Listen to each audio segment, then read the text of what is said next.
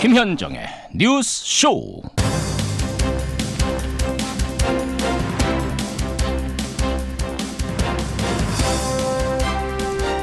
하드디스크를 달라. 이른바 대법원의 재판거래 의혹 사건이 서울중앙지검에 배당된 지 하루 만에 검찰이 법원에 손을 내밀었습니다. 재판거래 의혹이 담긴 문건 자료뿐만 아니라 아예 하드디스크를 통째로 건네라는 겁니다. 대법원은 상당히 고심하는 모습입니다. 애청자 여러분 안녕하십니까? 지금 모습은요. 하드디스크를 달라고 요구하는 검찰도 내줄까 말까 고민하는 법원도 조심조심하는 모습입니다. 그런데요. 이왕 수사를 받기로 결정했다면 또 이왕 대법원을 수사해보겠다고 나섰다면 한치의 의심도 남기지 말고 철저하게 진실을 밝혀야 할 겁니다. 어설픈 타협은 결국 티가 납니다.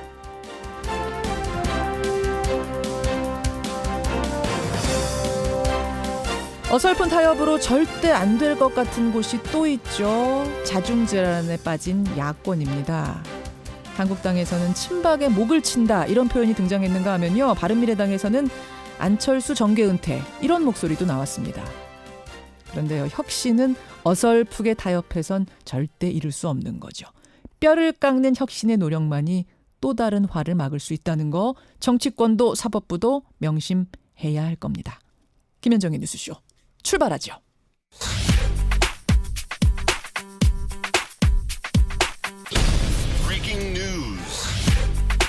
김현정의 뉴스쇼가 주목한 오늘의 포인트 김정훈 기자 나와 있습니다. 어서 오세요, 김 기자. 네. 예, 오늘 첫 포인트 뭐부터 봐야 됩니까? 김정은의 세 번째 방중입니다. 김정은 국방위원장 오늘 또다시 중국을 찾았는데 석 달 사이 이게 세 번째 방중 아닙니까? 네. 어제 중국을 전격 방문한 사실이 알려졌는데 예. 크게 놀랍지도 않을 정도로 빈번한 방중 행보거든요. 예. 어제 오전 전용기로 베이징에 도착했고요. 시진핑 중국 국가주석과 회담을 했습니다. 북미 정상회담 일주일 뒤에 이루어진 북중 정상회담인데 트럼프 미 대통령과의 회담 결과를 설명하고 또 제재 완화 등 후속 상황을 논의한 게 아닌가 이렇게 보여집니다. 그런가 하면은 외부로는 양측의 긴밀한 관계를 과시하면서 향후 대미 협상력을 높이겠다 이런 전략도 있겠죠. 그 때문인지 김정은 위원장은 중국은 우리의 위대하고 우호적인 이웃이다 이렇게 말을 했고요. 시진핑 주석도 국제 정세가 어떻든 북중 관계 공고화 입장은 변하지 않는다 이렇게 화답을 했습니다. 왜 갔느냐 이 부분이 중요한 건데 미국으로서는 이렇게 되면 북한뿐만 아니라 중국까지 신경 써가면서 협상을 해야 되는 상황이 된 거잖아요. 그렇죠. 근데 여기에 미중 무역 전쟁 우려까지 다시 높아지고 있거든요. 예. 닷새 전부터 미국이 중국산 제품에 고율 관세를 매기겠다고 하니까 중국이 똑같이 대응하겠다고 하면서 갈등이 깊어지고 있는데요. 예. 어제는 트럼프 대통령이 중국이 보복 관세로 나온다면은 미국은 그 4배 규모의 중국산 제품에 추가 보복 관세를 부과하겠다 이렇게 밝혔고요. 그러자 중국은 그렇게 이성을 잃고 관세 조치를 실행하면은 마찬가지로 또 반격하겠다 이렇게 말의 전쟁을 이어가고 있습니다. 왜 중국에 또 갔는가? 이건 오늘 행간에서 김성환 씨가 조금 더 깊이 분석을 해드리죠. 두 번째 포인트 가겠습니다. 네, 이명희의 두 번째 구속 기로입니다. 예, 한진그룹 회장 부인 이명희 씨 오늘 다시 구속 위기에 놓인 거죠? 네, 앞서서는 갑질 폭행 등의 혐의로 구속영장이 청구됐다가 일단은 기각이 됐어요. 예. 그런데 오늘은 출입국 관리법 위반 혐의로 두 번째 영장 실질 심사를 받게 된 겁니다. 대한항공 연수생으로 필리핀인들을 입국시킨 뒤에 자신의 집에 불법 고용해서 가사 도우미 일을 시켰다는 혐의죠. 그렇죠. 그 구속 여부 이르면 오늘 오후에 가려집니다. 오늘 오후에 가려집니다. 마지막 포인트 뭐 하나 볼까요? 네, 10만 원의 보너스 아동수당이 게시됩니다. 아동수당. 이게 그러니까 오늘부터 신청하는 거죠? 네. 누가 받을 수 있는 거예요? 이 문재인 대통령의 공약이었거든요. 예. 이제 만 6세 미만 아동이 있는 가구에게 아동 한 명당 10만 원의 수당이 지급됩니다. 만 6세 미만. 예, 만 그러니까 6세 만 미만. 6세부터는 안 되는 거예요. 그렇습니다. 예. 다만 모든 가정이 다 받을 수 있는 건 아니고요. 가구당 소득이 3인 가구 기준에서라면은 월 1,170만 원 이하여야 됩니다. 그러니까 일부 고소득층 자녀를 제외하고는 거의 다 받을 수 받는 거네요. 예, 그렇습니다. 예. 다 받을 수 있다는 얘기인데요. 오늘부터 주민센터를 방문하거나 복지로라는 온라인 홈페이지가 있거든요. 거기를 통해서 신청할 수가 있습니다. 시간이 없지만 월드컵 소식을 짧게라도 좀 전해주시면 안 돼요? 어제 좀 부러운 경기 결과가 전해졌는데요. 일본이 콜롬비아를 이겼어요. 네, 일본이 콜롬비아를 2대1로 꺾었습니다. 네. 이게 월드컵 역사에서 남미 팀을 이긴 첫 번째 아시아 팀이 됐고요. 첫 번째입니까? 네네. 하하. 세네갈과 세네갈과 함께 H조 1위에 오르게 됐는데 예. 25일에 세네갈과 2차전이 예정돼 있습니다. 아유, 우리 선수들 어제 훈련 재개를 했는데 고개 푹 숙이고 훈련하는 모습 보니까 이게 뭐 참 안타깝고 네. 아, 저 어떻게 하나 이런 생각이 들던데. 다시 힘을 내봐야죠. 일본 보면서 기 죽을 게 아니라 더 뭐랄까요? 화이팅 했으면 좋겠습니다. 네네. 예, 다음 경기 기대하겠습니다. 여기까지 보죠. 수고하셨습니다. 감사합니다. 저희 평화당의 선전은 매우 의미 있는 결과라고 생각됩니다. 6월 임시국회는 빈손으로 끝날 가능성이 커졌습니다. 야권이 내홍에 휩싸인 데다 여야의 엇갈린 셈법으로 앞으로 상당한 진통을 겪을 전망입니다. 예, 이제 오늘로 6.13 선거 치른 지 꼭 일주일 됐습니다. 선거에서 초라한 성적표를 받은 야당들 지금 큰 혼란을 겪고 있는데 민주평화당도 뭐 예외는 아닙니다. 이번 선거에서 호남을 제외하고는 어디서도 당선자를 내지 못했죠. 이 결과를 놓고 21명의 지역위원장들이 당 지도부 동반 사퇴하라. 그리고 비대위 구성하라. 공식 선언을 하고 나섰는데요. 의원들 사이에서도 조기 전당대회 추진하자 이런 쪽하고 비대위 구성을 촉구하는 게 맞다. 이쪽이 맞서고 있는 이런 상황이랍니다. 민주평화당 패의는 뭘까요? 또 어떤 방향으로 가야 할까요? 소속은 바른미래당이지만 사실상 민주평화당과 함께 활동하고 계시는 분이죠. 이상돈 의원 연결을 해보겠습니다. 이상돈 의원님 안녕하세요. 네, 안녕하세요. 네. 오랜만에 뉴스쇼 나오셨는데 네, 그렇습니다. 아직도 바른미래당 소속이시네요. 네, 그렇게 돼 있죠. 그렇게 되셨어요. 그러니까 출당 조치를 해주지 않아서 바른미래당 소속이지만 의정 활동은 민주평화당하고 계속 함께 하시는 거고요. 뭐 계속이라는 게 뭐 언제까지 계속될지 모르겠습니다만 제가 현재 뭐 예. 평화연구원, 민주평화연구원장을 맡고 있으니까 예. 네, 현재까지는 그렇습니다. 그럼 오늘 그 민주평화당 워크숍도 가시는 거예요? 오늘 점심부터 예.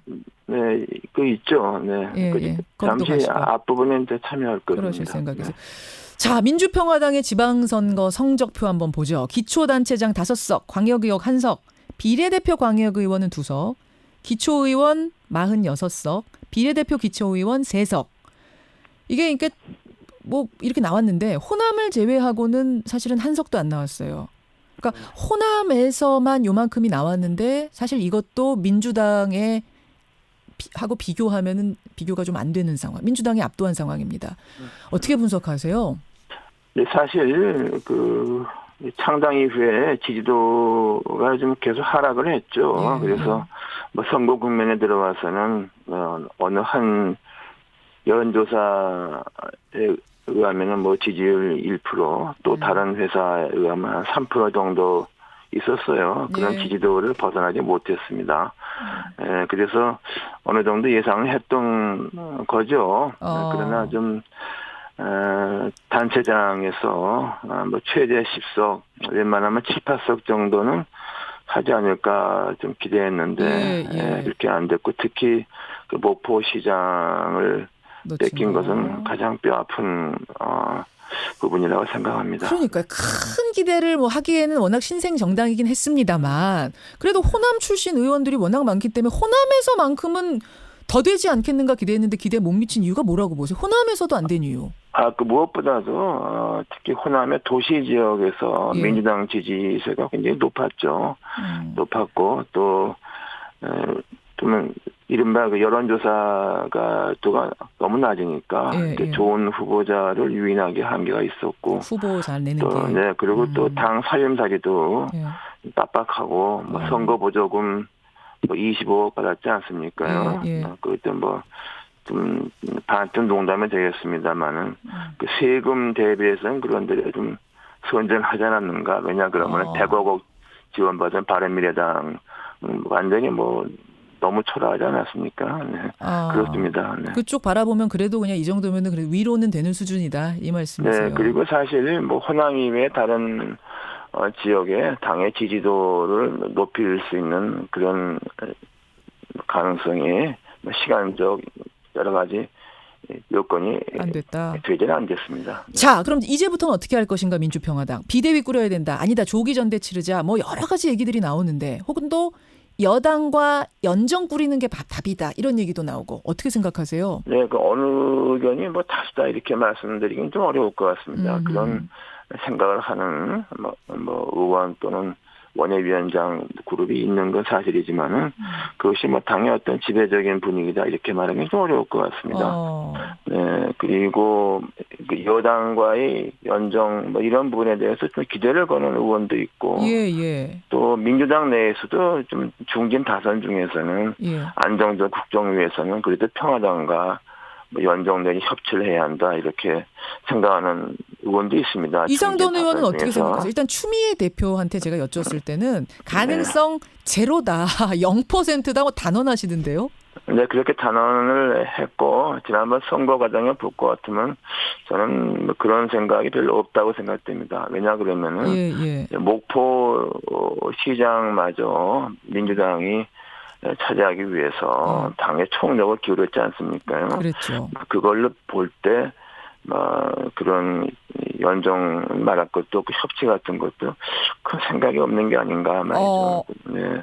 그런데 그렇다면은 아무리 민주당이 승리를 해도 2020년 5월 30일까지는 의석이 130석밖에 없지 않습니까? 총선 치르기 전까지는 그렇죠. 네, 그렇죠. 5월 30일이 20대 임기 끝이죠. 근데 그런 상황에서 과연 민주당이 그 문재인 대통령에 대한 높은 지지도만 믿고서 그냥 국회를 어떻게 운영할지 저도 그건 잘 모르겠습니다. 연정해야 된다고 보세요. 그러면 뭐 서로 좀 노력해서 뭐 연정이라는 것이 뭐 이제 장관 뭐 이렇게 뭐 임명하고 뭐 이런 것을 말하는 것 같은데 뭐 그거 제 생각은 뭐 그것은 좀 여러 가지 좀 어려운 면이 있을 것 같고 다만 그 긴밀하게 그 사안마다 협력할 수 있는 게 협력하고 막 그런 것이 좀 계속되지 않을까. 근데 그런 면에서도 추미애 대표의 발언은 좀 바람직하지 않다고 봅니다. 설사 그렇게 연정을 하지 않을 거라고 하더라도 현실성 떨어진다고 하더라도 0%다 제로다 절대 없다 이렇게까지 할 필요가 있었겠네요. 당 대표가 할 수 있는 그 사용할 만한 그 단어는 아니라고 생각합니다. 자, 연정 문제는 그렇고 지금 일단 민주평화당 지도부는 몸집 좀 불려야겠다는 생각하는 것 같아요. 바른미래당 6명 의원들, 그러니까 국민의당에서 바른미래당으로 간 그 의원들한테 돌아오라. 공개 러브콜 보냈습니다. 실명까지 거론하면서. 이건 가능성 있는 얘기입니까? 네, 일단은 평화당이 20석이 안 되기 때문에 그러는데요. 그렇다 하더라도 바른미래당에 가 있는 호남 출신 의원들이 그렇게 쉽게 평화당으로 넘어올 수 있겠습니까? 그 사람이라는 게 체면도 있는 것이고 정치에는 어떤 명분이 있어야 되지 않겠습니까? 그리고 또 그 이후에 그 이후에 자기의 어떤 진로, 특히 이제 다음 총선에서의 재선 가능성, 당선 가능성 같은 거를 고려해야만 되겠죠. 근데 저는 그것도 쉽지는 않다고 봅니다. 혹여나 바른미래당이 무슨 전면적인 와해 국면에 들어간다면 모르겠지만은. 그럼 그 얘기를 좀 해보죠. 바른미래당은 어떻게 될까요? 사실 지금 소속은 바른미래당이세요. 그리고 안철수 전 대표에 대해서도 누구보다도 잘 아는 분이시고 이쪽 저쪽을 다 아는 분으로서 바른미래당은 어떻게 될 것 같습니까? 어제 사실은 바른미래당 워크숍이 있었는데 그 자리에서 외부 발제자가 안철수 전 후보 정계 은퇴하셔야 됩니다. 이 얘기를 해가지고 뭐 좀 정적도 흐르고 크게 화제가 되기도 하고 그랬습니다. 어떻게 보세요? 할 말을 한 거죠. 그리고 이미 다 예상했던 거죠. 그건 뭐 당연한 말을 이종훈 평론가께서 한 건데. 당연한 말입니까? 정계 은퇴가? 당연하죠. 그게 이미 선거 나가서 3등하고 연거푸 3등하고 했는데 어떤 정치적 역할이 있겠습니까? 그건 저는 이미 그런 수순에 들어가 있다고 생각하죠. 그런 수순에 들어갔다고 아니 그렇지만 3등 했다가도 또 한참 쉬었다가 나와서 재계에 성공하는 분들도 계시고. 누가 성공한지 모르겠네요. 그런가요? 없습니까? 그런 불가능한 얘기입니까? 네, 그것은 이미 그리고 또 이미 제가 눈에 말씀드리지 않았습니까? 뭐 정치적인 역량의 어떤 한계 같은 것이 노정이 됐기 때문에 그리고 바른미래당 자체가 창당부터가 굉장히 무리한 거죠. 그러니까 그 국민의당과 그 바른정당과의 통합도 그 어거지로 그렇게 한 것이고 어거지 통합이라고 보세요. 근데 그 절차 같은 거 국민이 보지 않았습니까? 그리고 또 바른정당과 그 또 국민의당 이른바 안철수 대표를 위시한 의원들과의 그건 이미 그건 과연 한 개의 정당을 볼 수 있는가? 뭐 사무실 중에도 2개가 있고 당직자들도 뭐 그대로 별도로 있고 또 당 규모에 비해서 당의 어떤 위상에 비해서 뭐 당직자 같은 경우 비대하게 너무 많고 또 그 직전 선거 2016년 총선에서 이제 정당 투표가 높았기 때문에 이번에 지방선거에서 세금을 100억 원 수령했지만 정의당, 평화당보다도 훨씬 못하는 성적이 나오지 않았습니까? 그러면은 안철수 전 대표는 보시기에는 이미 정계 은퇴 수순에 들어갔다라는 말씀은 그럼 바른미래당은 어떻게 된다는 얘기고 유승민 대표는 어떻게 된다는 말씀이세요? 지금 유승민 대표는 사실상 그 당에 대한 생각을 접은 거 아닙니까? 뭐 그렇게 보이지 않습니까? 네. 아니 그게 무슨 말씀이세요? 아니 그 바른미래당에서 전혀 이제 쭉 남긴 말 그거 볼 때 과연 그런데 바른미래당의 현 그런 모습으로 과연 계속 가려는 생각이 있다고 보입니까? 그럼 어디 갑니까? 그분이 거기 안 가면 어디 갑니까? 그거야 뭐 본인이 판단하겠지만은 뭐 조금 숨고르기를 한다고 봐야죠. 네. 숨고르기를 할 거다. 그럼 그 당은 뭐 어떤 상태에서 숨고르기를 한단 말이에요? 당을 떠나서 숨고르기를 한단 말씀이에요? 그러니까 유승민 전 대표의 생각은 자기 지로는 개혁 보수를 가는 건데 저기서는 보수라는 두 단어에 질색을 하는 사람들이 지금 당을 끌고 왔는데 그건 뭐가 됩니까? 뭐 제가 볼 때는 유승민 대표는 이미 생각이 떴다고 봐야죠. 네. 저는 그렇게 봅니다. 네. 지금 바른미래당 분들이 물론 이상돈 의원도 바른미래당 소속이시지만 다른 바른미래당 분들이 들으면 이거 어떻게 반응하실지 제가 뭘 반응해요? 다 그렇게 상식적으로 알고 있는 건데. 그 상분들도 지금 이 말씀이 그대로라면 거의 와해 수준이란 얘기잖아요. 저는 뭐 와해라는 것이 배란가는 게 아니라 그 정당이라는 게 항구적인 정당은 봤습니까? 우리나라에서는 그나마 한나라당의 그 뿌리에 두고 있는 현재 한국당과 민주당만 좀 버텨왔죠. 제3정당이 그렇게 항구적으로 된기가 굉장히 어려운 풍토에 있지 않습니까? 자, 30초 남았습니다만 한국당은 그러면 한국당이야말로 지금 자중질환에 제대로 빠져 있는 상황인데 어떻게 될 것 같으세요? 분해되는 겁니까? 뭐 이게 해체되는 겁니까? 뭐 어떻게 되는 겁니까? 정당의 분해되고 해체하는 것도 쉽지 않습니다. 그리고 한국당은 뿌리가 있기 때문에 그리고 현재까지 2020년까지는 100석 이상의 의석이 있지 않습니까? 네, 그래서 저는 뭐 굉장히 여러 가지 뭐 논란, 분란이 있겠지만은 그렇게 하고 결국에는 2020년 총선을 앞두고서 거기서 또 한 번의 쇄신의 기회를 만들어내느냐 못하느냐 그때 판가름 나지 않겠는가 생각합니다. 네. 지금 뭐 해체 얘기하지만 해체도 쉽지 않을 거다 한국당. 쉽지 않습니다. 정당이 쉽게 없어집니까? 여기까지. 거대한 정당은 절대로 이렇게 쉽게 없어지지 않습니다. 알겠습니다. 이상돈 의원님 오늘은 또 이제 평론가적인 입장에서 두루두루 당에 대한 얘기, 정계 개편에 대한 얘기를 해주셨는데 오늘 워크숍 가서 일단 민주평화당 어떻게 가야 되는지 이 질로 많이 좀 고민해 주시고요. 우리 정치가 바로 갈 방법은 뭔지 진지하게 고민해 주십시오. 고맙습니다. 네, 감사합니다. 바른미래당 소속이지만 민주평화당과 함께 활동하고 있는 이상돈 의원이었습니다.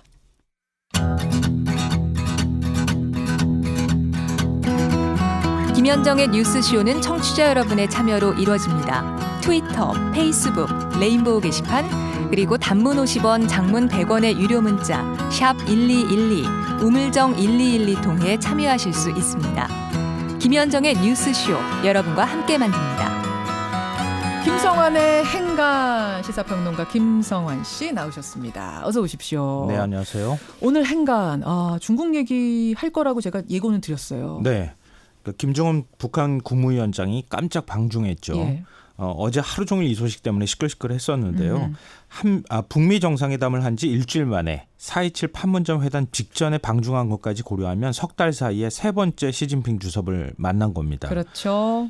또 깜짝 중국 방문한 김정은 위원장 이 뉴스의 행간을 좀 살펴볼까 합니다. 아니 외교부 장관이 가서 석 달 사이 3번 만났다 해도 그것도 희한한 일이죠. 장관끼리 3번 만나도 이게 대단한 건데 시진핑 주석하고 김정은 위원장이 3번 만났다는 거죠. 직접. 그러니까 놀랄만한 소식이기도 하고요. 예. 또 방중 패턴도 지금 달라지고 있어요. 어때요? 그러니까 1, 2차 방중 때는 뭐 특별 열차 편이나 참매 1호라고 하는 전용기를 타고 갔잖아요. 그런데 갔을 때 공개됐던 게 아니라 평양으로 다 돌아오고 난 다음에야 중국을 갔었다. 그렇죠. 시진핑 주석을 만났다. 이렇게 공개를 했었거든요. 그렇죠. 그런데 어제 방중 때는 거의 실시간으로 소식을 전했습니다. 예. 김 위원장 전용기가 베이징 공항에 착륙한 지 단 3분 만에 중국 CCTV가 방중 사실을 공개했습니다. 그것도 특이한 점. 네. 자, 세 번째 방중. 그것도 공개적으로 평소와 다른 패턴으로 방중한 김정은 위원장. 이 뉴스 행간 이면 첫 번째는 뭡니까? 첫 번째 행간은 싱가포르 비행기 티켓은 공짜가 아니었다입니다. 이게 무슨 말씀이에요? 북미 정상회담 때 중국 측이 특별기를 제공해줬고 김 위원장이 그걸 타고 갔잖아요. 중국 비행기 타고 갔죠. 그 리커창 총리 전용기라는 얘기를 했었는데요. 예. 그러니까 외국 정상이 다른 나라 정상을 만나는데 총리 전용기를 빌려준다? 그것도 무상으로? 공짜로? 이거 사실 외교사에서 찾아보기 힘든 거거든요. 그럼요. 그럼 왜 중국이 이렇게 선뜻 김 위원장한테 전용기를 내줬을까? 그냥 선의는 아니었을 거라는 겁니다. 외교의 선의가 어디 있습니까? 트럼프 대통령과 만나고 와서 나랑 다시 만나자. 만나서 어떤 내용을 했는지 우리 대책을 한번 논의해보자. 그 공짜가 아니었을 거란 이 말씀이 이번에 만남. 네, 맞습니다. 그걸 약속한 거 아니냐? 네, 시 주석은 중국 패싱 우려를 걷어내기 위해서 특별기를 내줬고 김 위원장은 공짜 티켓으로 싱가포르를 간 게 아니었다는 얘기입니다. 두 번째 행간은요? 두 번째 행간은 6월 12일 이전과 이후가 다르다입니다. 6월 12일이 이제 북미 정상회담 열린 날이잖아요. 네. 김정은 위원장의 방중 패턴이 달라진 게 언제부터입니까? 6월 12일 싱가포르 북미 정상회담이 변곡점입니다. 그래요. 북측 매체들이 몇 시간 시차를 두고 회담 소식을 당시에 전했잖아요. 그리고 김 위원장이 야경 구경하고 싱가포르 시내 구경하는 모습, 심지어 그 호텔 내부까지 다 보여줬잖아요. 그거 당일날 다 우리는 알고 있었잖아요. 사진 찍는 거 이런 거 다 보여주고 네. 시민들하고 같이 찍는 거. 그러니까 왜 이 태도가 이렇게 달라졌을까? 북미 정상회담은 김일성 주석의 유언이라고 해도 될 정도로 북한이 70년 동안 학수고대했던 일입니다. 그렇죠. 미국 대통령과 만나서 체제 보장도 받고 예. 경제 제재 풀 수 있으면 우리도 번영을 이룰 수 있을 거다라고 기대를 했던 거죠. 그렇죠. 그런데 미국이 그럴 리가 없잖아요. 테러 지원국이고 악의 축인 국가의 지도자를 만날 수가 없는 거죠. 네. 오히려 공공연히 체제 전복을 말해왔습니다. 당연히 북한 지도자들은 끊임없이 신변 위협에 시달릴 수밖에 없었거든요. 네. 그런데 6월 12일 트럼프 대통령을 김정은 위원장이 만나서 그 수건을 풀었어요. 그리고 트럼프 대통령 입에서 종전선언이라는 말까지 나왔거든요. 정리하자면 6월 12일을 기점으로 김정은 위원장은 정상국가의 정상이 됐다. 인정받았다. 그렇죠. 이제부터 나는 숨어서 다니고 갔다 와가지고 발표하고 이렇게 할 덜덜 필요가 떨고 그럴 필요 없다. 자신감을 얻었다는 얘기군요. 맞습니다. 그러니까 이 패턴이 달라진 이유가 지금 두 번째 행간이었어요. 네. 세 번째는요. 마지막 세 번째 행간은 이제는 북한 차례다입니다. 그게 무슨 말씀이세요? 지금 남북미중 사이에 뭔가 이렇게 움직이는 걸 보면요. 예. 주고받기 게임을 하고 있는 것 같아요. 김정은 위원장은 고비 때마다 시진핑 주석을 만나고 있잖아요. 예.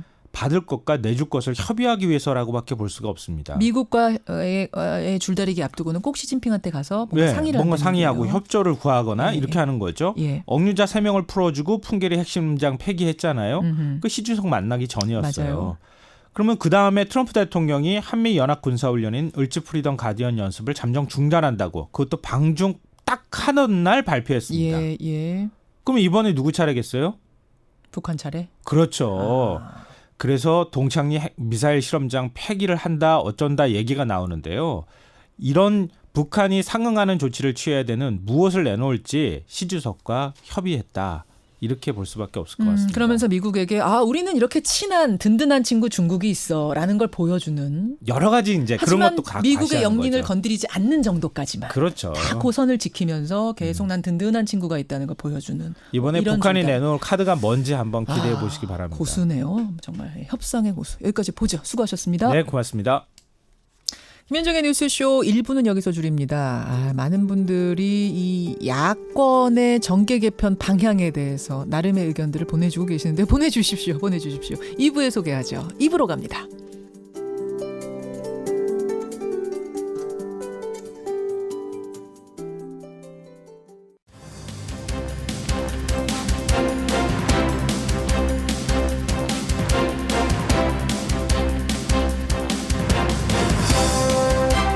김현정의 뉴스쇼 2부 출발합니다.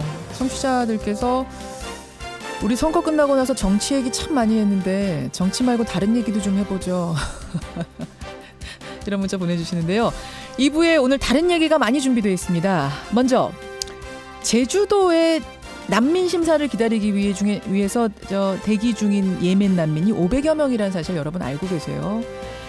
이 사람들을 두고 수용을 해야 된다, 수용해서는 안 된다 찬반 논란이 거세게 일고 있습니다. 여러분 생각은 어떠신지 찬반 양쪽의 이야기를 들으면서 입장을 좀 정리해 보시죠. 그런가 하면 지난 16일 강진에서 실종된 여고생, 벌써 나흘째 행방이 묘연합니다. 아빠 친구한테 알바자리 소개받으러 나간다라는 문자를 끝으로 이 여고생은 연락이 두절된 건데, 그 알바자리를 소개해준다던 아빠 친구는 그 다음날 숨진 채 발견이 됐습니다. 스스로 목숨을 끊었습니다. 도대체 16시간 동안 이 여고생에게는 무슨 일이 벌어진 건지, 지금 그 여고생은 어디에 있는 건지 어제 하루 종일 실시간 검색어였습니다. 경찰뿐만 아니라 그 지역민들이 다 나서서 이 여고생을 찾고 있는데요. 저희도 한번 실마리를 이수정 교수와 함께 찾아보겠습니다.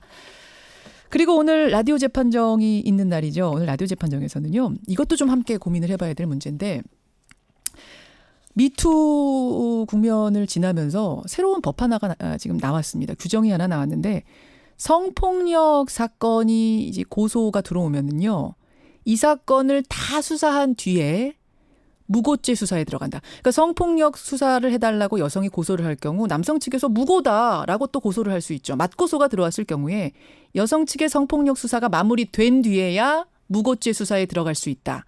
순서를 정하는 이런 규정이 하나 생겼습니다. 이것을 두고 법조계에서는 이거는 형평성의 문제에 어긋난다. 아니다. 성폭력은 특수한 거니까 이렇게 해도 된다. 찬반이 엇갈리고 있거든요. 이거 한번 논의해보죠. 50원에 담은 100원의 장문 유료 문자 샵 1212 카톡 레인보우까지 열어놓고 출발합니다. 지금 우리나라의 정부의 난민 지위를 인정해 주십시오 이러면서 대기하고 있는 예멘 난민 신청자가 550여 명입니다.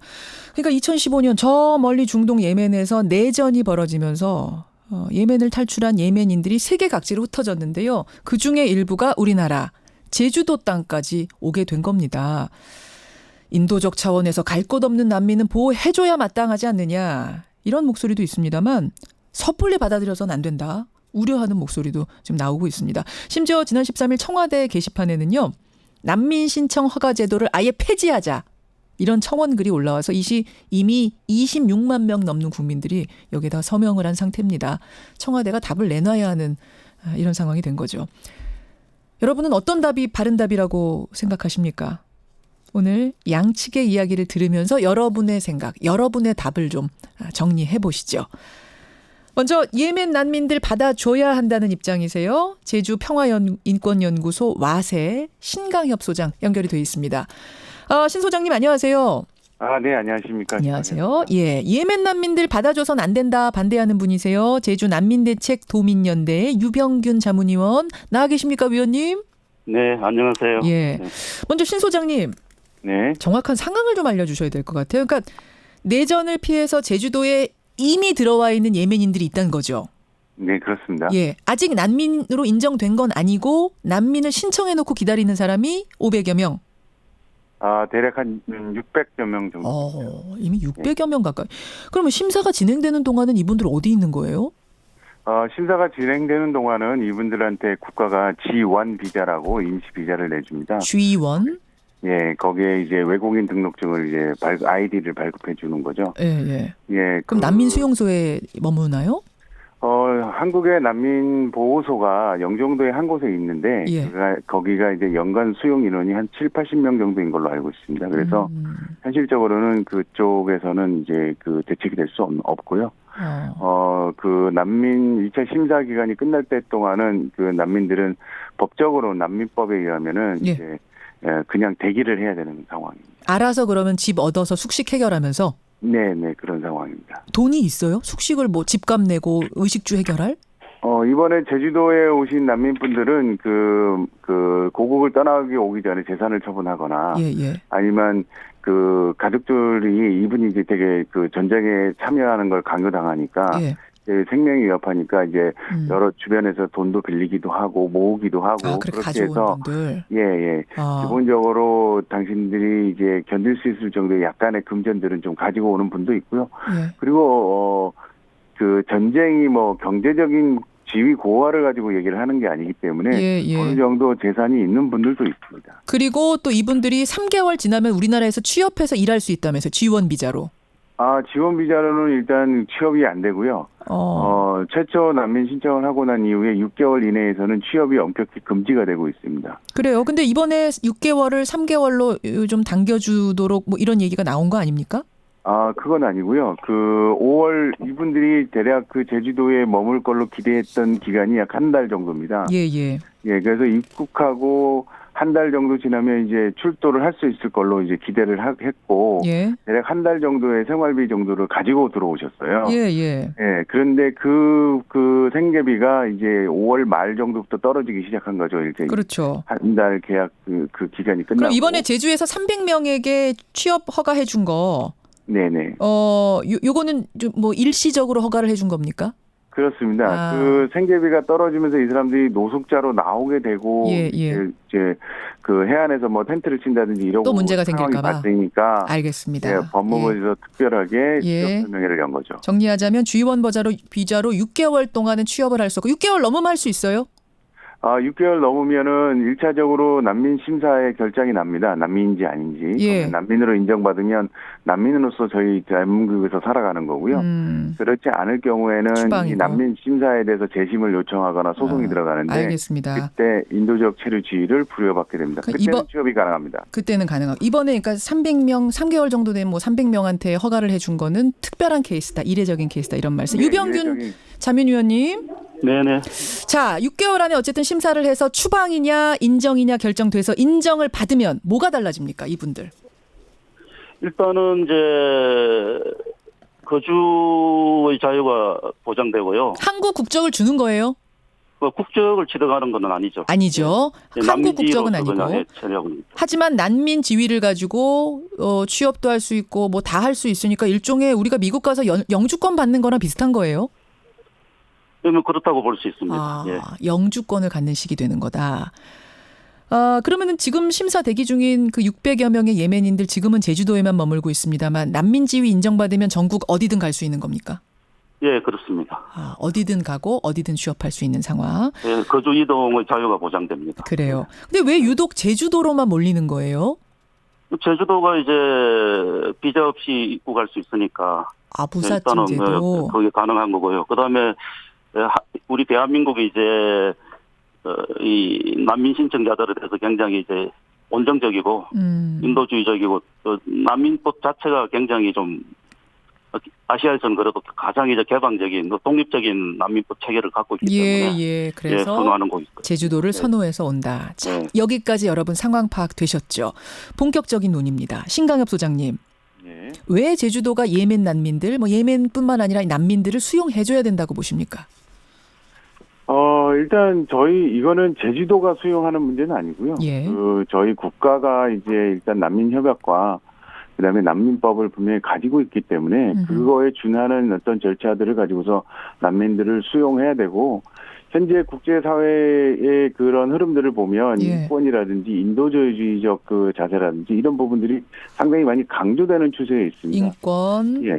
그런 추세들을 비춰봤을 때 우리나라가 지금 현재 상황에서 난민법을 개정해서 난민들을 원천적으로 봉쇄한다든지 지금 현재 있는 난민들을 인정하지 않고 추방하라고 하면 사실은 어떤 국제사회에서 굉장히 태행적인 모습을 보이는 거고 인도주의적인 측면에서 굉장히 비인도적인 조치가 되기 때문에 그런 점들은 상당히 우려스러운 지점들이 많습니다. 유병균 자문위원님, 비인도적으로 내쫓고 받지 않고 이건 지금 국제적인 흐름하고도 맞지 않는다. 어떻게 생각하세요? 전혀 그렇지 않습니다. 정반대라고 저는 생각합니다.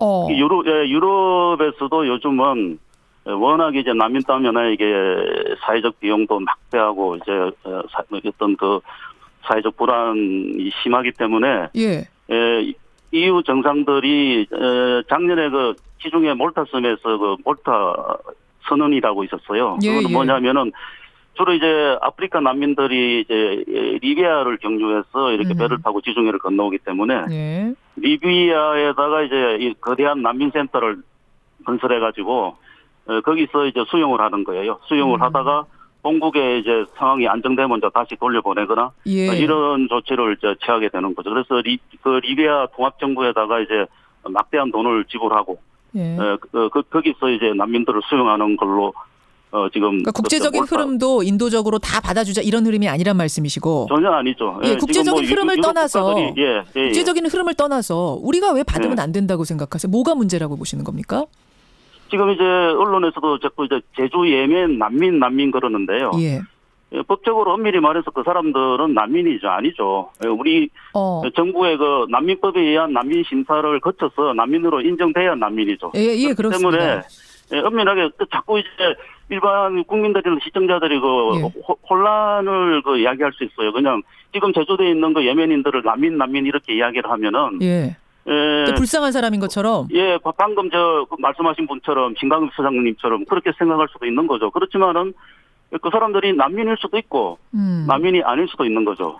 그래서 그 사람들이 그냥 난민 신청자 이렇게 언론에서 좀 그 네이밍을 해줬으면 잠깐만요. 난민일 수도 있고 난민이 아닐 수도 있다. 그러면은 그 저는 난민입니다라고 해서 심사 기다리는 그 사람들 중 600명 중에 진짜 난민이 아닌 난민을 위장한 가짜들도 있단 말씀이세요? 그럴 개연성이 저는 높다고 어떤 봅니다. 사람이 가짜입니까? 예를 들면?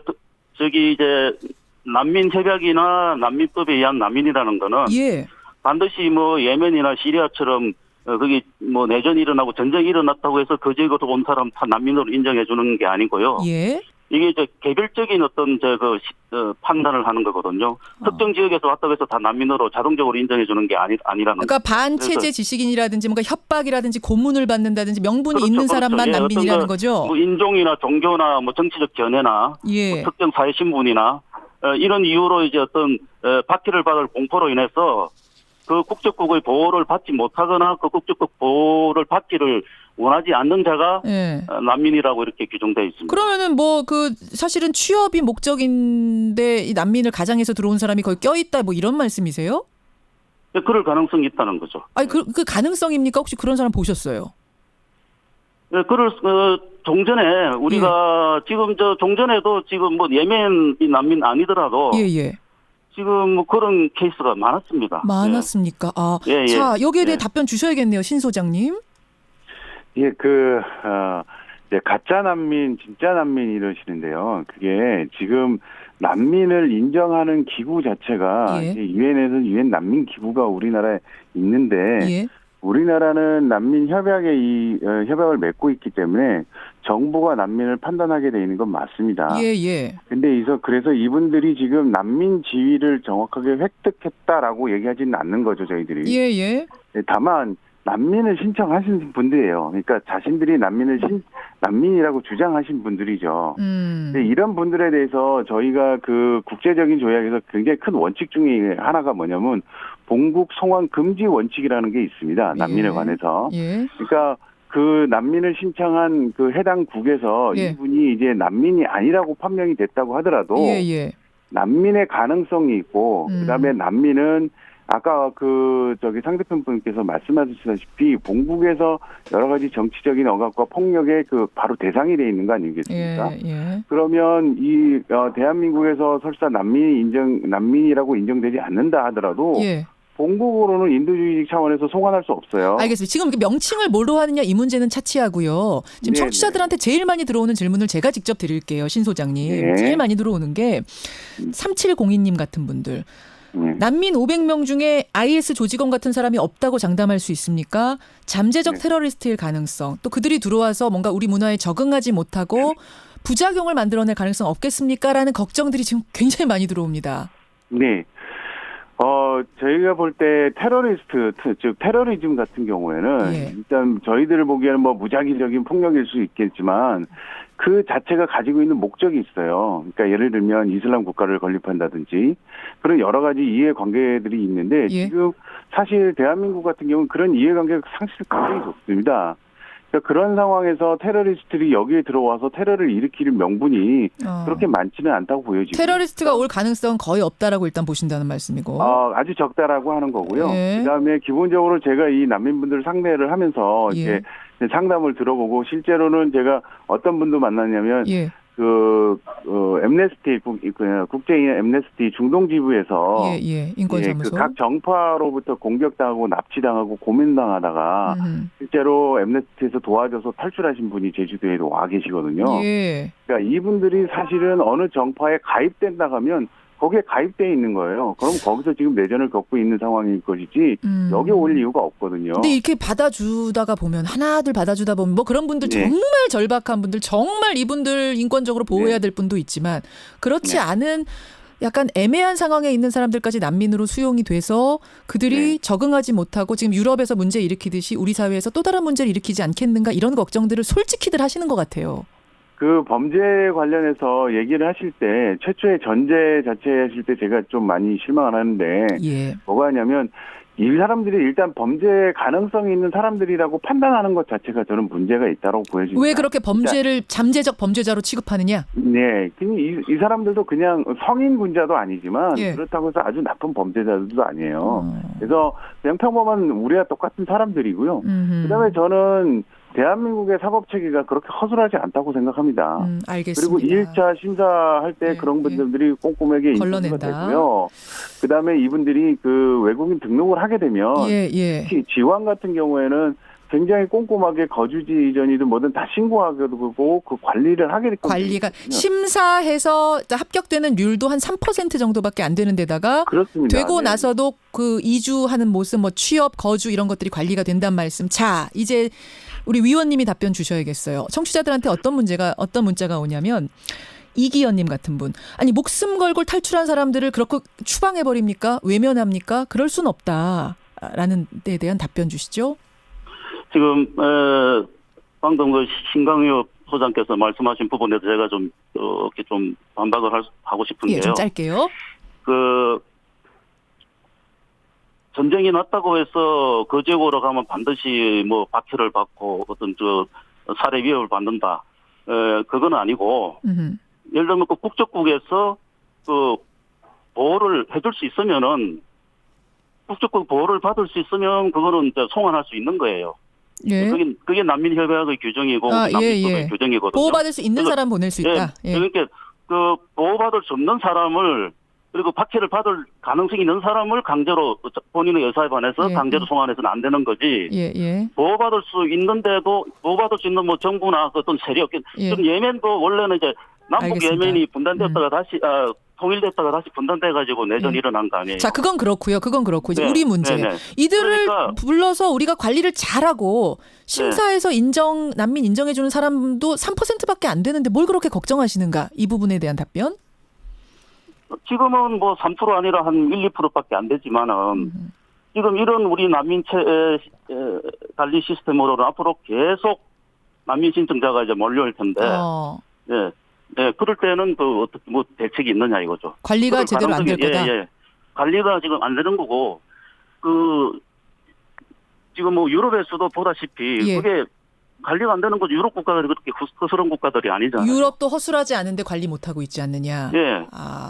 아예 폐지해야 된다고 보세요. 아예 받지 말아야 된다고 보세요? 그건 아니죠. 우리가 엄격하게 더 엄격하게 난민 심사를 해서 꼭 우리가 수용하고 보호해줘야 될 난민들은 우리가 받아줘야죠. 저도 그렇게 생각합니다. 알겠습니다. 그렇지만 지금 우리 난민법이 굉장히 지금 이 가짜 난민들이나 이 브로커들이 이 법 체계를 법의 그 법소 조항을 악용해서 그걸 문제를 일으킬 가능성이 굉장히 많게 돼 있어요. 난민법 자체가 문제가 많습니다. 그래서 난민법을 빨리 개정할 필요가 있는 거죠. 예. 그러니까 지금 한쪽에서는 이 브로커들, 취업 브로커들이 껴가지고 가짜 난민을 만들어가지고 보내는 이런 경우까지도 상정해야 되는데 지금 허술한 게 아니 이걸 걱정하시는 거고, 또 한쪽에서는 아니 인도주의적 차원에서 보자. 우리도 예전에 어려울 때 어땠는가. 이 부분을 말씀하시는 거예요. 여러분의 생각 정리하셨습니까? 자, 두 분 말씀 여기까지 듣도록 하죠. 고맙습니다. 네, 감사합니다. 제주 난민대책 도민연대의 유병균 자문위원, 그리고 제주 평화인권연구소 와세 신강협 소장이었습니다.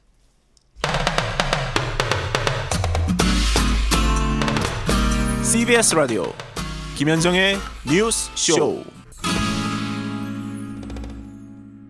수상한 실종 사건이 발생했습니다. 지금부터 조금 긴 얘기를 전해드릴 텐데요. 잘 들으시고 이 사건의 실마리를 여러분 같이 좀 풀어주시기 바랍니다.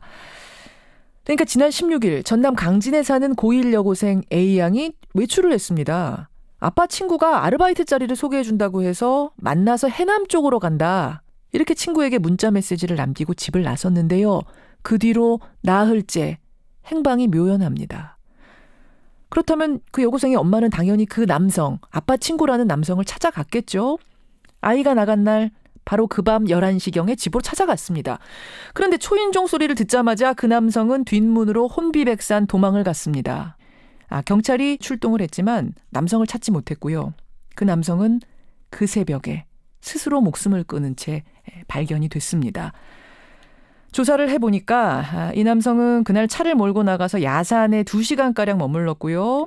그 뒤에 집으로 돌아와서 내부 세차를 했는데 A양의 휴대폰 발신이 꺼진 곳도 바로 그 야산이랍니다.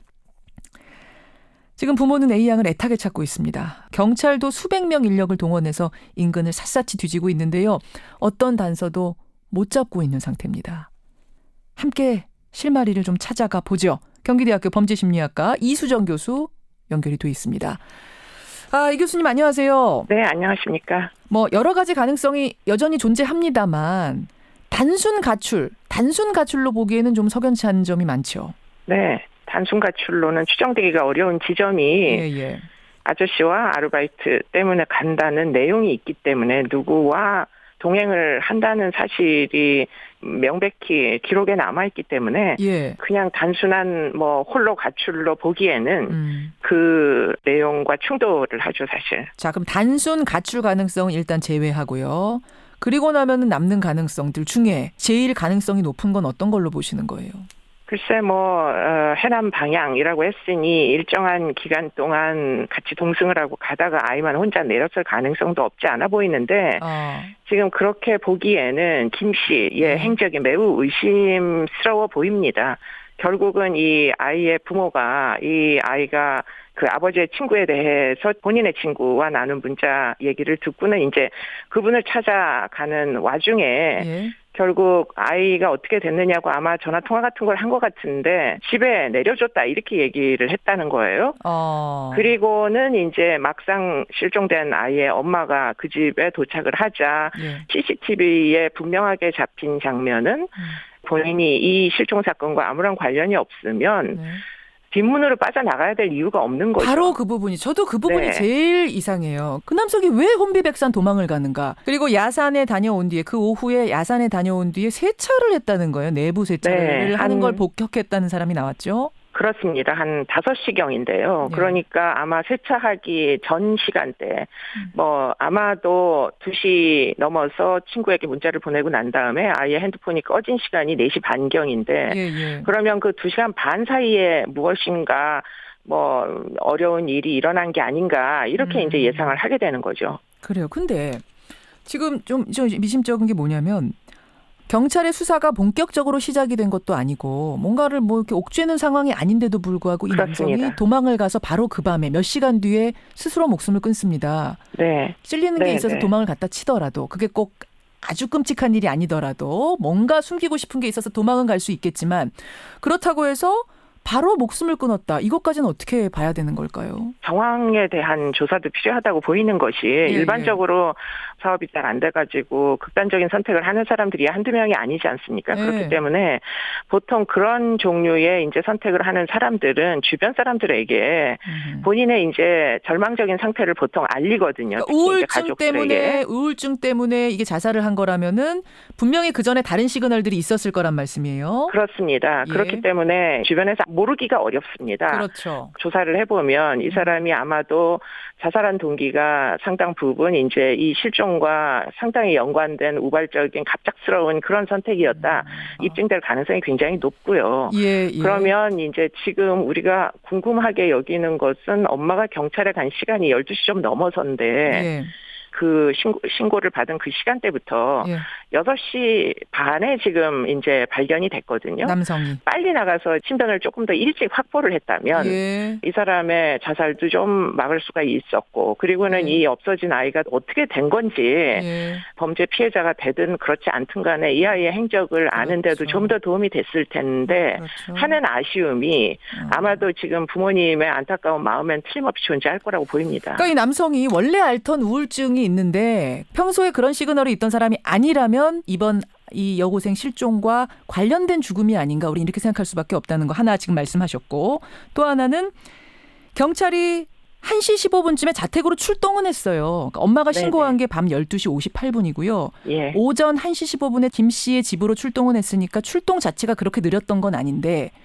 그다음에 왜 조금 더 빨리 신병 확보를 못했을까? 이 남성을 추적하지 못했을까? 이 부분이 아쉽다는 말씀이죠. 네, 그렇습니다. 아주 적극적으로 찾았으면 이 남성을 못 찾을 수 없었던 게 뭐냐면 이 남성 발견된 곳이 멀리가 아니고 집 인근 공사장이에요. 조금만 수색했으면 찾을 수도 있었어요. 어쨌든 경찰은 인근 그 핸드폰이 멈춘 곳 또 그 남성의 차가 2시간가량 머물렀었던 야산 인근을 샅샅이 뒤지고 있습니다만 아무것도 나오지 않는답니다. 교수님, 이거 어떻게 풀어야 돼요, 이걸? 글쎄, 근데 차량을 내부 세차를 한 것 같아요. 그렇기 때문에 무슨 일인지 일어났으면 아마 차량 내부에서 일어났을 가능성이 굉장히 높아 보이고 야산을 도보로 걸어서 산 안에 들어갔다가 나오기까지에 걸리는 시간치고는 2시간이 좀 짧은 거 아닌가 이런 생각도 사실은 듭니다. 그러다 보니까 지금 이분이 개농장을 하셨다고 또 한편으로 얘기를 하셔가지고 그 이분이 운영하시던 사업체 주변 인근 지역도 지금 가능성이 완전히 없지는 않을 것 같아서 만에 하나 이제 우리가 걱정하는 그런 일이 최악의 벌어졌다면 상정한다면 그렇다면 수색을 해야 되는 장소도 조금 다양한 방식을 적용하는 게 필요하지 않나 이런 생각은 할 수가 있겠습니다. 야산에 그 차가 머물렀던 시간 2시간입니다. 공교롭게도 이 여고생의 전화가 휴대폰 발신이 끊긴 지역도 그 야산입니다. 따라서 경찰이 그 야산을 중심으로 지금 수색을 하고 있지만 거기만 볼 것이 아니다. 2시간이라는 시간은 상당히 짧다. 따라서 다른 곳으로 이동했을 가능성도 염두에 두고 최악의 상황까지 상정을 하면서 수색에 나서야 된다 이 말씀이시군요. 네, 그렇습니다. 이 강진 여고생 실종 사건 지금 경찰뿐 아니라 그 지역민들까지 나서서 애타게 찾고 있어서요. 저희가 오늘 같이 좀 실마리를 풀어보자 방송을 할 필요성이 있다고 느꼈습니다. 영화처럼 정말 아무 일 없었다는 듯이 이 소녀가 집으로 돌아오기를 간절히 소망해봐야겠습니다. 교수님 오늘 말씀 고맙습니다. 네, 감사합니다. 경기대학교 범죄심리학과 이수정 교수였습니다.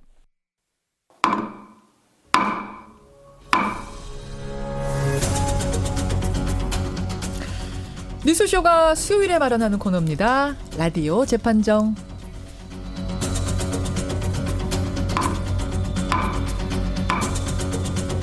논란이 되고 있는 이슈나 인물을 저희가 스튜디오 재판정 위에 올려놓으면요. 여러분 양쪽의 변론을 들으시면서 배심원 자격으로 판결을 내려주시는 코너죠. 오늘도 두 분의 변호인 모셨습니다. 노영희 변호사님 어서 오십시오. 네, 수고하고 무거운 짐진 자들아 다 내게로 오라. 성경 말씀의 한 구절이죠. 약하고 도움이 필요한 사람들을 도와주는 건 당연한 인간의 도리입니다. 육스미만 아동에 대한 복지가 시작되는 오늘 세계 난민의 날입니다. 노상궁의 한마디였습니다. 이야, 이거 지금 적어 오셨어요. 뭐 맨날 전 적어 옵니다. 아까 바깥에도 뭘 계속 적고 계시더라고요. 그래서 오늘 라디오 재판정하는 거 적는 줄 알았더니 항상 근데 지금 우리가 앞에서 난민 얘기했거든요. 예멘 난민. 찬반 의견이 팽팽하게 지금 문자가 들어오는 가운데 노상국님은 그러면 난민 수용하자 쪽이세요? 아니 진정한 난민이라면 당연히 인도주의적인 차원에서 도와주는 게 맞죠. 우리나라 난민법도 아시아 최초로 제정됐거든요. 근데 이제 문제는 진정한 난민이냐 아니냐 이런 것들에 대한 문제가 좀 남아 있다고 하는데 그래도 어쨌든 그거는 심사를 통해서 밝혀지면 되는 거다. 그 중간에 뭐 여러 가지 불협화음이 있을 수 있겠지만 좀 거시적인 관점에서 보는 게 맞지 않나 생각합니다. 그쪽 입장. 이렇게 되면 백 변호사님은 꼭 반대 입장을 대셔야 될 것 같아요. 부담감을 느끼시는 인사부터 하십시오. 저는 괜찮습니다. 안녕하세요. 백소원 변호사입니다. 뭐 저는 노상국님이 맨날 이렇게 장문의 인사를 써오시기 때문에 저까지 하면 라디오 재판정 진행이 안 돼요. 그래서 저는 간단하게 인사하겠습니다. 자제하시고. 네, 안녕하세요. 고맙습니다. 백성문 변호사님. 진짜 배려적인 백성문이라고 해주세요. 배려백. 배려백으로. 사실은 축구 얘기하려고 그랬거든요. 축구 얘기하면은 노 변호사님보단 백 변호사님이시잖아요. 보셨어요? 전 당연히 봤죠. 당연히 보셨어요. 스웨덴전. 어떻게 보셨어요? 사실 처음부터 어떤 작전을 들고 나올까 저 굉장히 궁금했는데 어떤 트릭일까? 일단 포메이션을 4-3-3으로 시작을 하길래 일단 스웨덴이 초반에 좀 당황하겠구나. 그래서 전반에 한 15분 정도는 잘했어요 우리 팀. 밀어붙였죠. 레알 마드리드인 줄 알았어요. 그런데 이제 거기서 이제 딱 작전을 바꾼 건 이제 수비를 내리자. 후반 30분까지 버티자.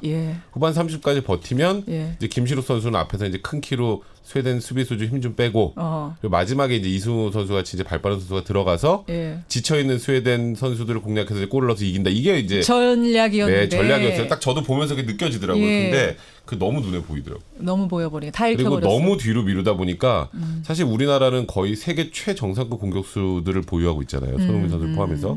근데 그 선수들이 다 수비를 하고 있으니까 공격이 아예 전개가 안 되더라고요. 사실 유효 그래서 슈팅 제로. 어제 저는 일본전을 보면서 더 답답하더라고요.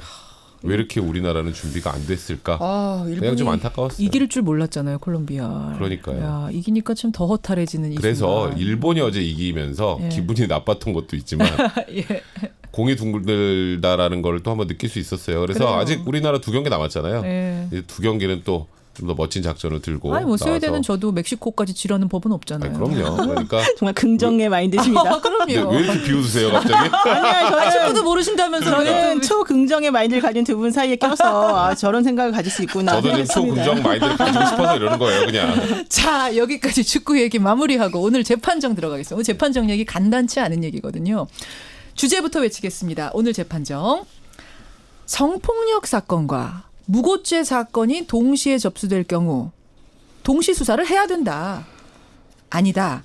성폭력 수사가 다 끝난 후 남성의 무고죄 수사를 시작해야 된다. 순서를 그렇게 정해야 한다. 바로 이겁니다. 노 변호사님. 그러니까 성폭력 사건이 접수가 됐어요. 그런데 가해자로 지목된 측에서 이거는 무고다라고 또 맞고소를 할 경우 이런 경우 굉장히 많잖아요. 그렇죠. 그런 경우에 무고죄 수사는 성폭력 수사가 끝난 뒤에 시작해야 된다. 이런 매뉴얼이 나온 거예요. 사실 그동안에는 무고죄 수사를 뭐 꼭 반드시 나중에 해라 이런 거가 이제 규정이 되어 있지는 않았었는데 법무부에서 지난달 28일에 성폭력 수사 매뉴얼을 개정을 해서요. 그 성범죄 피해자들이 무고 혐의로 역고소되는 경우에 일단 성범죄 수사를 먼저 종결하고 나중에 무고 혐의를 수사해라 이제 이런 식으로 얘기가 된 겁니다.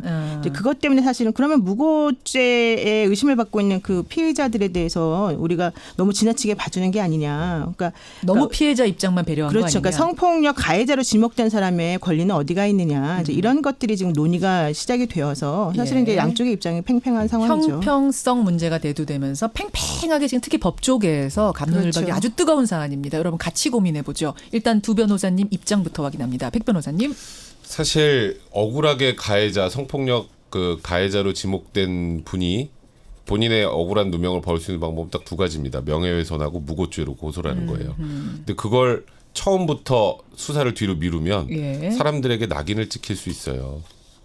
오히려 성범죄자로. 네, 그래서 이거는 형사소송법 원칙에도 맞지 않고 이런 매뉴얼은 오히려 역차별만 가져오고 그 무고죄 피해자도 역시 피해자입니다. 그 피해자의 피해를 너무 간과하고 작게 보는 거라는 생각이 들어요. 그래서 저는 이 매뉴얼에 대해서는 반대하는 입장입니다. 모든 범죄는 평등해야 되는 건데 그렇습니다. 왜 성폭력에 대해서만 이런 법칙을 매뉴얼을 만드느냐 동의하기 어렵다 법적으로. 노 변호사님. 그러니까 왜 그렇게 했을까를 생각해 보시게 되면 원래 그전에는 그런 규정이 없었잖아요. 예, 그런데 그런 규정을 왜 만들었느냐. 왜냐하면은 성폭력 범죄라고 하는 것의 특수성 그리고 성폭력 범죄와 관련된 무고의 또 특수성이 있기 때문이다.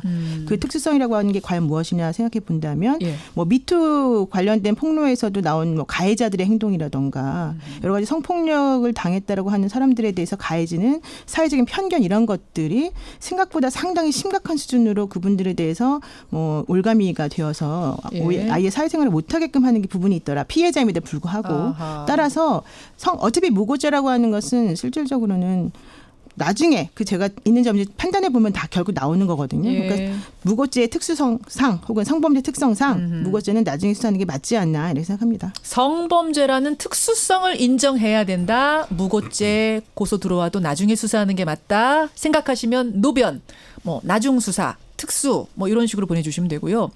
아니다. 무고죄가 고소가 들어오면 맞고소 들어오면 동시에 수사하는 게 맞다. 그게 형평성이다 생각하시면 동시 수사, 뭐 즉시 수사, 백변 이렇게 보내주시면 되겠습니다. 50원에 담은 100원의 장문 유료 문자 샵 1212 카톡 레인보우까지. 제가 지금 샵 1212 얘기했나요? 샵 1212 이렇게 보내주시면 됩니다. 청취자 강창구님이 오늘 주제 너무 어렵네요. 굉장히 사실은 양쪽이 다 그럴듯한 이유들이 있기 때문에 상당히 어려운 주제인 건 맞아요. 그래서 두 분께도 저희가 사실은 임의로 나눠드렸습니다. 나눠드렸다는 거 말씀을 드리고 어떤 분부터 얘기하셔야 될까요? 백 변호사님. 네. 아니 성범죄는 특수한 거 맞잖아요. 네. 그 성폭행을 당했다, 성폭력을 당했다라는 여성이 용기를 내려면 이 정도 배려는 법적으로 해줘야지 용기 내지 않겠느냐 이런 주장이거든요. 근데 그렇다고 해서 성범죄를 저지르지 않은 사람이 정말 성범죄를 저질렀다라는 전제로 조사를 다 받고 거기에서 이제 그 조사 기간도 꽤 길어요. 그리고 나서 보통은 얼마나 조사해요? 이건 뭐 케이스 바이 케이스입니다만 상당히 오랜 기간 이제 수사를 받아야 되는 거고요. 막 1년씩 되는 경우도 있어요? 뭐 극단적으로 그런 경우도 있죠. 있어요. 근데 뭐 1년까지 가는 경우는 그렇게 많지는 않지만 근데 그러고 나서 이제 그 뒤에나 무고에 관련된 수사를 할 수 있다면 그럼 그 성범죄를 저지르지 않은 사람은 무슨 죄예요? 만약 진짜 무고인, 그러니까 이른바 꽃뱀에게 물린 남성이라면 어떻게 이런 되냐? 경우가 있었어요. 제가 실제로 무고로 그 고소를 할 때 대리를 했었던 사건인데 대학교 조교였어요. 대학교 조교였는데 이제 둘이 좋은 관계로 성관계를 갖고 아침에 일어나서 바깥에 나가서 아침밥까지 같이 먹고 그리고 빠이빠이 했어요. 근데 이제 사귀어주지 않는다는 이유로 이 여성분이 이제 자기 성폭행을 당했다고 고소를 한 거예요. 갑자기 돌변한 거예요. 그러니까 그 케이스 한번 보죠. 그러면 그 케이스에서 이 조교분은 정말 억울하잖아요. 그 남성은. 네. 그래서 학교에서도 굉장히 이것 때문에 힘들었단 말이에요. 근데 이게 성범죄인지 아닌지 다 조사하고 이후에 이거 명백하게 무고라는 게 나중에 밝혀져도 이분 명예회복하기 쉽지 않아요. 그리고 이건 무고라는 명백한 증거들이 이렇게 있는 상황에서는 당연히 무고를 조사해야죠. 형사소송법에서도 뭐 어쨌건 범죄 혐의가 있다고 생각이 되면 범죄 사실하고 증거를 수사해야 된다라고 규정하고 있어요. 근데 왜 무고죄만 물론 이 성범죄의 특성상 이런 얘기가 나오는 게 이해는 되지만 이게 너무 지나치게 보호하는 측면도 분명히 있는 거예요. 억울한 사람은 어떤 범죄로 억울하든 똑같이 억울한 건데 왜 이것만 더 억울해야 되느냐? 노 변호사님. 사실 이제 무고죄라고 하는 것은요. 검사들이 어떤 사람에 대해서 고소가 들어왔을 때 그 고소 사건을 수사하고 나서 수사하는 과정에서 나온 결론을 보고 이게 무고냐 아니냐를 판단을 할 수밖에 없어요. 그래서 만약에 그 고소가 정당한 것이라면 재판으로 넘기는 거고요. 정당하지 않고 잘못된 거라고 생각하면 무고죄로 오히려 스스로가 인지를 해서 기소를 합니다. 그러니까 무고죄로 맞고소가 들어오지 않더라도 무고인지 아닌지는 무조건 판단하게 되어 있어요. 무조건 보게 되어 있다. 그러니까 불기소 결정문을 쓸 때도 성폭력 고소가 들어오면 성폭력이 아니라 모든 범죄에 대해서 불기소 결정문을 쓰게 되면 이게 무고인지 아닌지 혐의에 대해서 간단하게 쓰게 돼 있어요. 기본이다 그건. 그 얘기는 무슨 얘기냐면 해당 범죄에 대해서 수사라는 과정 중에서 결론을 얻게 되고 그 결론에 따라서 무고인지 아닌지가 판단이 될 수밖에 없는 구조라는 거죠. 그런데 성폭력 범죄에서 무고죄를 아예 처음부터 고소를 해버리게 되면 실제 성폭력을 당했다라고 하는 사람들이 신고 자체를 할 수가 없어요. 그러니까 어차피 예를 들어서 A라는 여성이 성폭력을 당했어요. 신고를 하려고 하는데 신고를 하면 이게 무고인지 아닌지는 기본적으로 다 보게 돼 있는 건데 남자도 부르고 여자도 부르고 다 부를 거 아닙니까? 그런데 여기에 무고라는 고소가 하나 더 드리워지면 굉장히 무거운 압박을 위축이 느낀다. 되고 힘들어지죠. 그다음에 애초에 신고하는 것 자체를 꺼릴 수 있다. 원래부터 꺼려하는 죄였기 때문에 사실은 그게 음성적으로밖에 존재하지 않았었는데 이제 용기를 내서 막 하려는 시점에서 무고죄까지 계속해서 들먹거리고 있으면 그러니까 여러분 문제가 되는 여성분 거죠. 저 피해 당하신 분들 용기 내십시오. 무고죄는 고소가 들어오더라도 나중에 수사할 겁니다라고 마음에 위안을 주는 매뉴얼일 뿐이다. 차라리 그렇게 하는 게 낫다는 그럼 거죠. 그러니까 저는 그게 수사 관행이라면 지금 말씀하셨던 거 맞아요. 그러니까 수사를 하다가 이거 성폭력 피해자가 아니네. 이거는 다른 이유로 예를 들어서 그런 경우 있습니다. 네. 불륜이 들통났을 때 성폭행이라고 허위 고소하는 경우도 있고요. 그런 경우가 좀 있어요. 이거는 무고네라고 판단해서 뒤에 이제 어차피 이 안에서 판단한다면 이 매뉴얼을 뭐하러 만듭니까? 이 매뉴얼 존재할 필요가 없어요. 아무튼 이 매뉴얼을 줘가지고 조금이라도 이 피해 신고를 하는 사람이 용기를 낼 수 있는 법리적으로 문제가 될 수도 있는 이런 매뉴얼을 굳이 심리적인 위안을 주기 위해서 공개를 한다. 이거 매뉴얼을 만든다. 그리고 실제로 이제 지금 말씀하셨던 것 중에 가장 큰 문제가 이제 무고로 고소를 하게 되면 이제 성폭력 피해자분들이 고소할 때 굉장히 위축된다라는 거잖아요. 근데 사실 그 부분 때문에 위축되는 건 그렇게 크진 않아요. 그래요? 아니 무고로 그러니까 본인이 무고가 아닌 이상 저쪽에서 무고로 고소하는 게 무슨 의미가 있습니까? 떳떳하다면 진짜로 피해 받은 게 그리고 예를 들어서 맞다면. 가해자가 무고로 고소를 할 때 무고가 아닌 경우 그러니까 이거는 명백하게 성폭력범죄가 많은데 무고로 고소를 하게 되면 그건 양형에서 오히려 그 가해자가 더 중형을 선고받아요. 자, 청취자 이훈주 님이 똑같은 얘기를 보내셨어요. 떳떳하다면 수사의 선후는 문제가 될 게 없다고 생각합니다. 이런 문자를 주셨고 5551님은 현직 경찰관입니다. 무고 피의자의 인권도 중요하지만 수사 실익에 문제가 있습니다. 이게 무슨 말인가요? 절차상 그게 더 필요하다는 거죠. 무고를 나중에 할 수밖에 없다는 현직 거죠. 경찰관 5551님이 보시기에는 순차적으로 수사하는 게 그렇죠. 수사 편의상으로 볼 때, 효율성상으로 볼 때도 좋다 또 이런 말씀. 반면에 연민호님 고소를 당하면 그 과정에서 성폭력 범죄자로 이미 낙인이 찍힙니다. 따라서 무고죄로 맞고소를 하는 행위 그리고 수사를 동시에 시작한다는 게 굉장히 중요한 부분이다. 형평성 중요하다. 이런 문자 지금 들어오고 박철님은 성폭행의 특수성을 고려하면 노변의 논리 맞는 것 같습니다. 성폭력의 죄질이 훨씬 무겁지 않습니까? 또 이런 문자도 좀 들어오고 있는 상황. 노변님 어떻게 생각하세요? 제가 세 가지 말씀드릴 건데요. 짧게. 첫 번째 무고죄인지 아닌지 판단하기 위해서는 먼저 문제가 되는 그 해당 범죄를 조사하는 게 먼저 선행적으로 필요하다. 첫 번째가 그 얘기고요.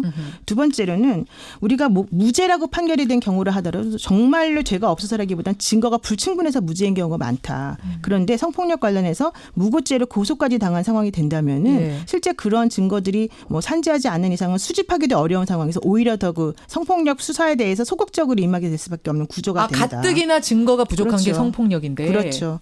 이제 세 번째로는 무고죄로 맞고소했다는 것만으로도 그 가해자로 지목된 사람이 사실 억울하다는 얘기는 이미 한 셈이 되기 때문에 좀 나중에 수사하는 것에 대해서 그렇게까지 억울해할 필요는 없지 않나. 낙인 찍히고 억울한 것에 대해서는 좀 조금 인정이 되는 된다? 거죠. 본인들이 이제 무고죄를 고소했다는 것만으로도 저 사람 되게 억울해하고 있구나 이렇게 생각할 수 있다는 거죠. 근데 무고로 고소했는데 결과가 늦게 나와요. 그러면 그게 과연 본인이 무고함을 주장한 게 받아들여질까요, 사람들한테? 무고로 나는 고소를 했는데 결과가 안 나와요. 논리적으로 아니 그러니까 일단 부분이 있어요. 먼저 말씀드리면 지금 말씀하셨던 것처럼 성범죄가 증거가 불충분해서 무혐의 나오는 경우가 많다. 그 경우에는 어차피 무고 인정 안 됩니다. 그냥 단순한 증거 불충분 같은 경우에는. 근데 이제 명백하게 예를 들어서 허위 고소 같은 경우에는 그건 무고죄로 처벌해야죠. 그건 국가기관을 이용해서 누군가 인생을 망치는 행동이에요. 그러니까 지금 마치 성범죄에 비해서 무고죄 피해자의 피해는 굉장히 가볍다라고 지금 오해하시는 분들이 있는데 무고의 피해자들도 사회생활 아예 못합니다.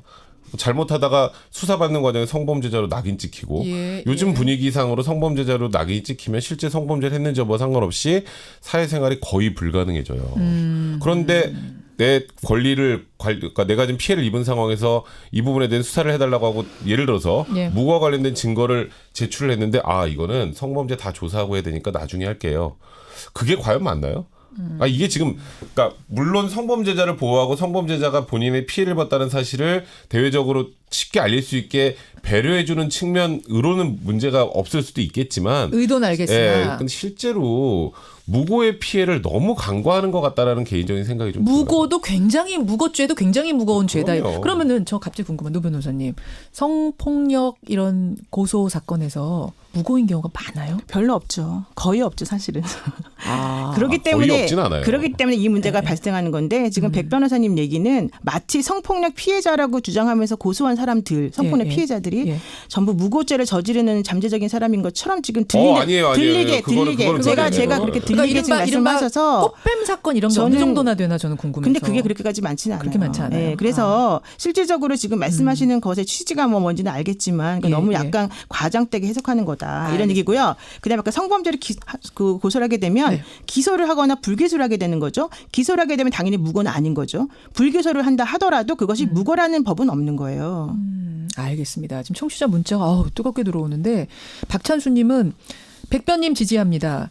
단 한 사람의 억울한 사연도 만들어서는 안 됩니다. 따라서 두 가지 동시 수사가 필요하다. 하셨고 이성수님도 너무 노변 뜻도 뭐 이해는 하지만 공정성 꾀하기 위해서는 동시 수사가 맞는 것 같다 이런 말씀을 하시는가 하면 2082님은 뒷번호만 읽었으니까 괜찮겠죠? 저는 남성인데 다른 남성에게 성폭력을 당한 경험이 있습니다. 제가 고소도 심지어 고통 호소도 못한 이유는 역고소 위협 때문이었습니다. 그러니까 무고죄로 역고소를 당할까 봐 이분은 못하셨대요. 따라서 이런 식의 매뉴얼이 필요하다라는 지지 문자 보내주셨어요. 이혜경님, 성폭력이 먼저라고 생각합니다. 물론 예외도 있기 때문에 면밀한 조사는 필요하겠지만 일단 순서는 그렇게 정해놓는 게 맞겠다. 이렇게 지지하시는 분이 계십니다. 자, 주병진 씨 얘기 또 써주신 분도 계시는데 결국 주병진 씨 건도 무고로 이제 꽃뱀 사건으로 결론이 났지만 주병진 씨는 이미 이미지가 많이 훼손당했던 거 아니냐 이제 이런 얘기를 또 백변 입장에 써주신 분이 있는가 하면 수많은 미투 사건 생각해봐라. 그거 생각하면은 이 약자들의 입장 배려 이 정도는 할 수 있는 거 아니냐란 또 입장도 옵니다. 정리해 보겠습니다, 여러분. 다시 말씀드리지만 이 매뉴얼은 법무부가 이미 이걸 확정한 거죠. 네, 이미 이렇게 하라고 일선 경찰에 강령을 내보낸 사건입니다. 사안입니다. 그래서 이렇게 뒤집을 수 있는 건 아니지만 우리가 한번 생각해 봐야 될 문제가 아닌가 싶어서 오늘 재판정 위에 올렸어요. 이렇게 결론이 나왔군요. 이렇게 결론이 나왔습니다. 성범죄 수사와 무고죄 수사 동시에 수사할 것이냐 아니면 성범죄 수사를 다 마무리한 뒤에 무고죄 수사에 들어갈 것이냐. 우리 청취자 여러분들의 선택은 동시수사 팽팽합니다. 동시수사 59 수사유예 41로 동시수사가 맞다 쪽의 손을 들어주셨습니다. 사실 저는 이거 어떻게 나올지 정말 몰랐거든요. 이렇게 나왔네요. 저는 당연히 제가 많이 질 줄 알았는데 저도 오늘 좀 놀랐네요. 그러게 노변호사. 아니 근데 동시 수사를 하더라도 성폭력 수사를 해야지 그게 무고인지 아닌지를 밝혀질 수 있는 거잖아요. 그러니까 순서상 그렇게 될 수밖에 없는 구조이고 그동안에 그렇게 해왔는데 이건 이제 명문화 시키다 보니까 사람들이 좀 오해하는 것 같아요. 그러니까 이거는 59대 41이고 지금도 계속 수치가 바뀌고 있기 때문에 그만큼 많이 한번 생각해 보자라는 주제 정도로 오늘 굉장히 어려운 주제인데 잘 풀어주셨어요. 두 분 고생하셨습니다. 네, 고맙습니다. 백성문 변호사, 노영희 변호사였습니다. 청취자 김상우님 결과 못 들었네요. 어떻게 됐습니까? 물어보셨는데 동시수사 쪽의 손을 뉴스쇼 청취자들은 들어주셨습니다. 김현정의 뉴스쇼 수요일은 여기까지입니다. 저는 내일 아침 7시 반에 돌아오죠. 고맙습니다.